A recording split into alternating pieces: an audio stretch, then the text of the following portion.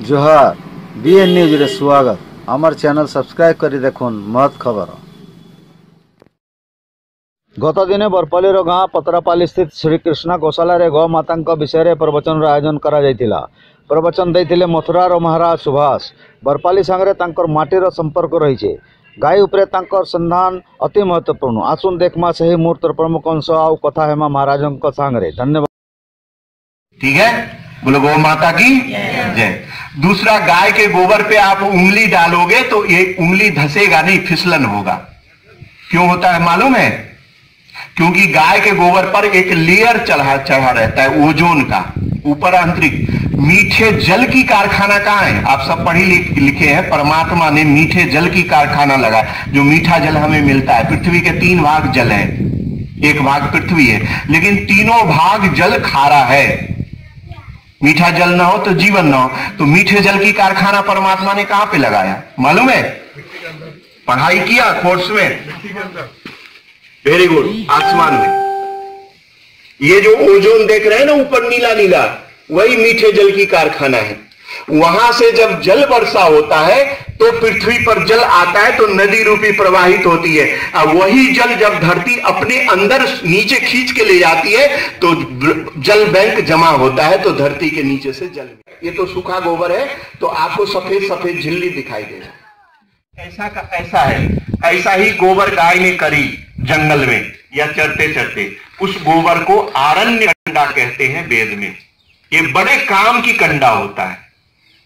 इस गोबर को ऐसे का ऐसे सुखा लिया आपने और इसको जलाओ तो कोयले की आग की तरह इसकी आग जल्दी ठंडा नहीं होगा। इसके भस्म मेडिसिन बन जाता है। क्योंकि गाय जो कुछ भी खाती है अपने पेट में, वो जड़ी बूटी खाती है। पशु सुन के निर्णय करता है क्या करना चाहिए नहीं करना चाहिए। राजा सुन के निर्णय करता है, वो परबुद्धि वाला होता है, सुन के निर्णय करता है। और पंडित शास्त्र पढ़ के निर्णय करता है। तीनों के 3 गुण होता है, समझ गए? तो गाय जो कुछ भी खाती है वो जड़ी बूटी खाती है। उसके 4 पेट होते हैं गाय के। पहले पेट में स्टोर करती है, दूसरे पेट में मिक्सिंग करती है, तीसरे पेट में रस को निचोड़ के डिवाइड करती है, चौथे पेट में वेस्टेज मल को बाहर निकाल देती है। तो जड़ी बूटी का सत्य इसमें भरा रहता है। ज्यों ही ऐसे का ऐसे आपने सुखा दिया, ऐसे ही गोबर का रस लिया जाता है पंचगव्य में बनाने के लिए। पंचगव्य में गोबर का रस हमने डाला तो क्या हुआ? हमारे सेल को और ओजोन परत को सशक्त करता है। और गाय के शरीर में स्वर्ण क्षार होता है। जो गाय दूध नहीं देती है, गाय के शरीर, गाय की घी दूध दही पीला होता है कि नहीं होता है? क्यों? क्योंकि उसमें सोने का अंश है, पिरामिड है, इसलिए सोने का अंश है। ऑक्सीजन भरा है गाय के दूध में, ठीक है? तो गाय के दूध को जब हम लेते हैं, गाय के गोबर का रस उसमें डालते हैं, तो वो पिरामिड युक्त गाय का दूध हमारे बॉडी में जाता है। तो ऑक्सीजन का बढ़ाता ही है, सेल को सक्रिय करता है, उसको सशक्त करता है और आयु को बढ़ा देता है। सात्विक शक्ति, एनर्जी को क्रिएट कर देता है बॉडी में। महाराज जी, आपका परिचय देंगे? जी, मेरा सुभाष महाराज नाम है जी। मेरा संस्था आनंद नगर बिरला मंदिर के पास है, मथुरा वृंदावन जी। और मैंने अपने जीवन में संस्था का पूर्ण नाम है गौ माता मंदिर गौ विज्ञान विस्तार केंद्र जी। दुनिया में लोग गौशाला खोलते हैं, अन्य तरह का गाय के नाम पर अपनी कोई ब्रांच खोलते हैं, संस्था चलाते हैं। लेकिन मैंने सोचा गाय का ज्ञान विज्ञान पहले देश में विस्तार होना चाहिए। मनुष्य ज्ञान योनि है। जब तक उस ज्ञान योनि में मनुष्य के जीवन में कोई भी चीज़ को हम स्थापित करना चाहते हैं और यथार्थ ज्ञान न मिले तो उस चीज़ को मनुष्य स्वीकार नहीं करता है। तो इसलिए पहले ज्ञान और विज्ञान गाय का विस्तार होनी चाहिए। इसी उद्देश्य से मैंने गौ माता मंदिर यानी आध्यात्मिक संबंध जोड़ के प्लस उसके साथ वैज्ञानिक युग है तो गौ विज्ञान विस्तार केंद्र के नाम से संचालित किया। वहाँ मैंने बरपाली आपका आना कैसे हुआ? बरपाली से मेरा एक मिट्टी का संबंध है, ऐसा मान लीजिए। कैसे? आज से 4 साल पहले मैं बरपाली ऐसे घूमने के लिए आया था। कोई एक व्यक्ति मेरा यहाँ परिचित था, उससे मैं मिलने आया था। तो मैं यहाँ गायत्री मंदिर में ठहरा और वहीं पे मेरे को गुप्ता जी से, आदरणीय गुप्ता जी से मुलाकात हुई और मैं गौ सेवा से जुड़ा ही था, तो इन लोगों की भी गौ भक्ति देख के मेरे अंदर इनसे और लगाव बढ़ता चला गया और यही संबंध मेरे को जोड़ दिया बरपाली से। बहुत अच्छी बात है। और मिट्टी का संबंध ये रहा, जो चलते समय हमें विदाई में यहाँ की मिट्टी के जो बर्तन है वो खाना बनाने के लिए गिफ्ट में इन्होंने दिया। जब उस बर्तन को लेकर गया मैं, उसमें खाना बनाया। मैं उत्तर प्रदेश से बिलोंग करता हूँ, लेकिन उत्तर प्रदेश की मिट्टी में वह गुण मैंने नहीं देखा। वहाँ के बर्तन टिकाऊ नहीं था, मिट्टी का मैंने वहाँ भी यूज किया और एक तो टिकाऊ नहीं था, काफ़ी मोटा था और उसके स्वाद भी अलग होता था भोजन बनाने में। हाँ, मिट्टी का फर्क होता है। और यहाँ की मिट्टी टिकाऊ भी मैंने देखा, भोजन भी जल्दी पकता था, पतली मिट्टी थी बर्तन और स्वाद भी अच्छा था। तो मेरे को लगा यहाँ की मिट्टी अच्छी है, तो विशेषकर मैं इस बार भी वही बर्तन लेने आया, मिट्टी का बर्तन लेने आया बरपाली, उतनी दूर से चल के। अच्छा, आपके बारे में जो हमने सुना है कि आपने एक ग्रंथ भी लिखी है। जी, मैंने गौ पुराण ग्रंथ लिखा है। गौ पुराण ग्रंथ ये पूरे देश से विदेश तक प्रख्यात है। गौ सेवा से जुड़े लोग काफ़ी पसंद इस ग्रंथ को किया है। कई स्टेट में राज्य सरकारों ने अपनी कृषि विश्वविद्यालय में अपनी तरफ से वितरण भी किया इस ग्रंथ को। इस ग्रंथ में 14 खंड है, गाय के विभिन्न अलग अलग महत्व से जुड़ के एक साथ संकलित करके 14 खंड इस ग्रंथ में रखा गया है, जो विभिन्न विषयों से गाय के सारे ज्ञान और विज्ञान व्यक्ति समझ ले एक ग्रंथ से ही। अच्छा, कितने वर्ष हो गए आपको गौ माता का रिसर्च करते? करीब मैं 30 वर्ष से लगा हूँ। 30 वर्ष हो गए? जी, 30 वर्ष में मेरा उम्र 60 वर्ष है, लेकिन इस 30 वर्ष में मैं एकाग्र रह के एकांतवास में सिर्फ अध्ययन और रिसर्च का कार्य किया। अच्छा, आपने गौ माता के साथ 1 साल एकांतवास भी किया है जी, रिसर्च करने के लिए? जी जी। तो आपने क्या देखा, क्या पाया? ऐसा है, जो 2 मन होता है हमारे अंदर भी, चेतन और अचेतन। मानव छोड़ के जितनी प्राणी है उसमें अचेतन मन, चेतन मन उतना सक्रिय नहीं होता है, लेकिन अचेतन मन उसमें ज़्यादा सक्रिय होता है। तो हमारी अचेतन मन और गाय की अचेतन मन अगर एक साथ एकाग्र हो जाए तो दोनों की भावनाओं की आदान प्रदान होकर व्यक्ति काल्पनिक और भावनात्मक दृष्टि से बहुत सारे ज्ञान को हासिल कर लेता है। इसलिए आप यदि किसी के बारे में लिखना चाहते हैं, एक राइटर, अच्छे राइटर का ये गुण है, अगर वो आदिवासी के बारे में लिखना चाहे तो आदिवासी के साथ उसे जीवन व्यतीत करना पड़ता है कुछ क्षण के लिए, रहन सहन अध्ययन करना पड़ता है। तो इसी तरह, और वो आदिवासी हर चीज नहीं बताता है, व्यक्ति की अपनी मन ही देख के सारी चीज उसको बताता चला जाता है, वो लिपि में लिपिबद्ध करता चला जाता है। तो इसीलिए जब मैं ग्रंथ लिख रहा था तो मेरे को ऐसा महसूस हुआ, जो गाय का ज्ञान विज्ञान एक जगह संकलित नहीं है। हमारे शास्त्र भरे पड़े हैं गाय से, लेकिन वो अलग अलग है, थोड़ा थोड़ा है।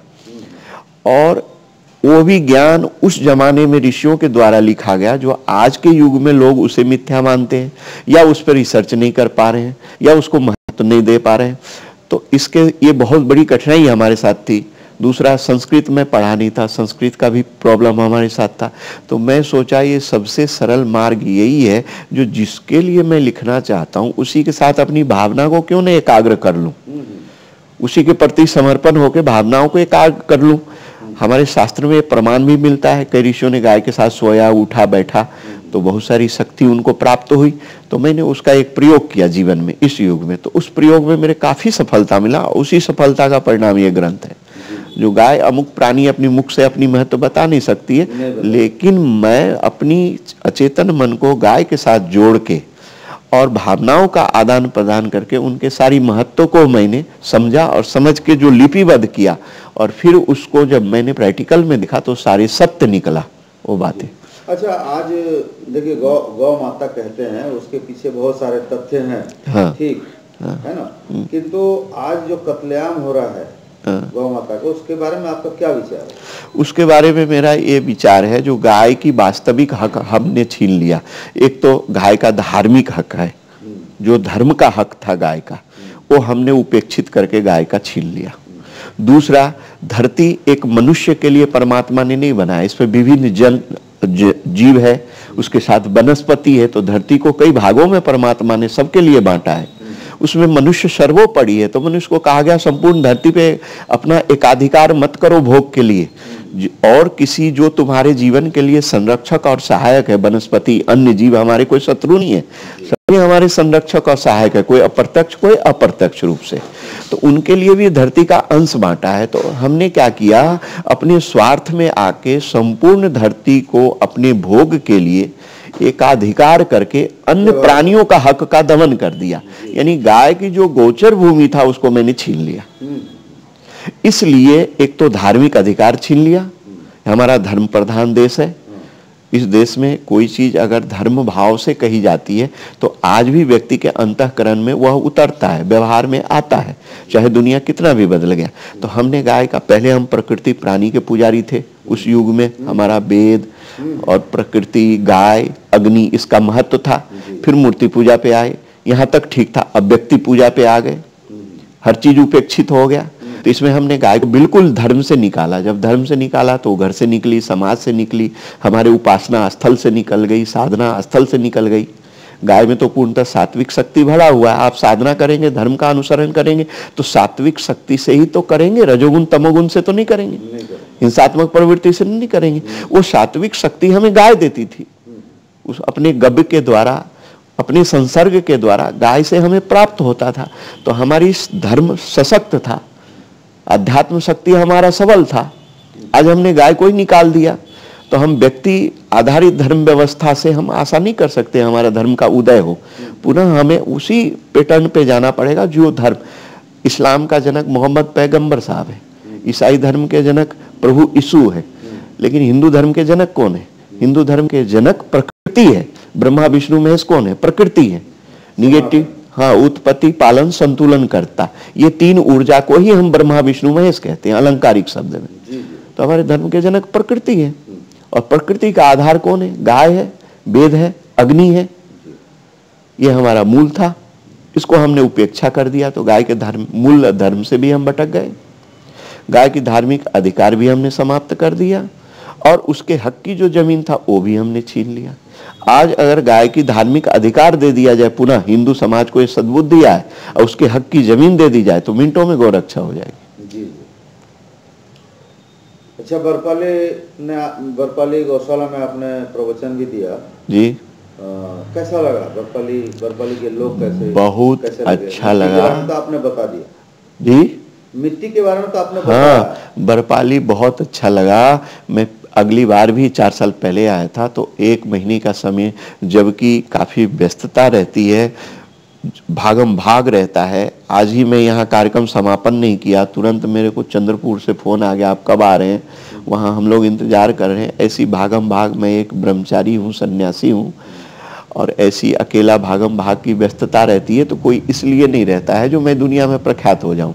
कम से कम गाय का ज्ञान विज्ञान दुनिया तक पहुंचे, लोग उसके महत्व को समझे। और मेरे को जब अनुभूति, वक्ता 3 तरह के होते हैं, एक लिखता, एक रटता जो रट के पढ़ के बोलते हैं, एक सुन के बोलते हैं, और एक अनुभूति की वाणी बोलते हैं। अनुभूति की वाणी ऐसे वक्ता होते हैं जो पढ़े लिखे हो या ना हो, लेकिन वो अनुभव की जो प्राप्त करके जो वाणी बोलते हैं वो उनके अंतःकरण से निकलता है, तो सामने वाले पे भी अंतःकरण में वो डूबता चला जाता है, अंतःकरण में वो ज्ञान समावेश होता हुआ चला जाता है। तो व्यक्ति उस ज्ञान का अनुसरण करता है, इसी को तत्व ज्ञान और ब्रह्म ज्ञान कहते हैं। तो हमने ऐसी व्यस्त समय में भी बरपाली आया, मेरे को लगाव था और बहुत अच्छा लगा। आज के प्रवचन में जो भी लोग आए एकाग्र भाव से उन्होंने सुना। मैंने गाय के गोबर पंचगव्य से बहुत सारे रोगों का निदान के बारे में भी बताया। लोग बाद में उसके बारे में पूछा भी, मेडिसिन लिख कर भी गए। मैं बोला प्रयोग कर लो, मैं वो अपना नंबर भी दिया, जो कोई आपको कभी भी प्रॉब्लम हो तो आप कभी भी संपर्क करके पूछ भी सकते हो। अक्सर लोग क्या करते हैं, ज्ञान विज्ञान देना नहीं चाहते, अगर उनके पास है तो हमारा महत्व कायम बना रहे, या उनसे स्वार्थ साधे तो हम कुछ दें, तो इससे भी रक्षा नहीं होता है। तो इसके लिए वो ज्ञानी क्या जो अपना ज्ञान किसी को ना दे, छुपा के दे और स्वार्थ में दे। इसीलिए हमारे यहाँ बहुत सारे दिव्य ज्ञान लोग अपने साथ लेके चले गए, लुप्त हो गया। लुप्त हो गया। तो अगर गाय को आगे बढ़ाना है, गाय को बचाना है, तो उसके यथार्थ ज्ञान, विज्ञान यानी तत्व ज्ञान, ब्रह्म ज्ञान, सत्य ज्ञान भी दुनिया के सामने प्रस्तुत करना पड़ेगा। ऊपर के ज्ञान से नहीं हो सकता है। नमस्ते। नमस्कार।